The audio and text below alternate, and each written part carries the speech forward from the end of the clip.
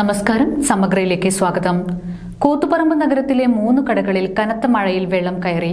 നഗരസഭാ chairperson V Sujatha ടീച്ചറും വ്യാപാരി നേതാക്കളും സ്ഥലം സന്ദർശിച്ചു. കനത്ത മഴയിൽ കൂത്തുപറമ്പ് നഗരത്തിൽ വെള്ളം കയറി.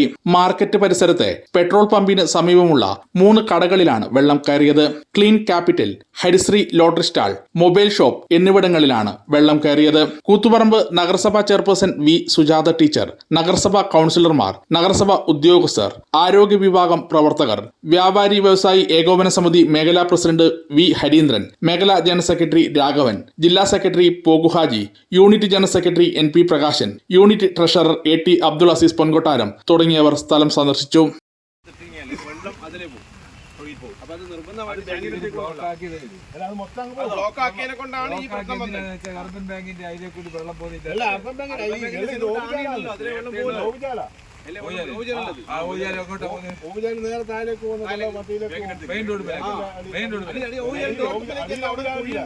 കാര്യങ്ങള് പിന്നെ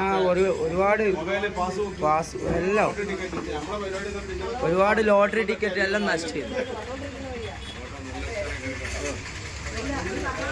അപ്പൊ പഴയ ബിൽഡിംഗ് അല്ലേ, 75 കൊല്ലത്തെ പഴയ ബിൽഡിംഗ് എന്തെങ്കിലും എല്ലാം കട്ടിയാണല്ലോ, വെച്ച് കട്ടിയല്ലോ. സമഗ്ര ന്യൂസ്, കൂത്തുപറമ്പ.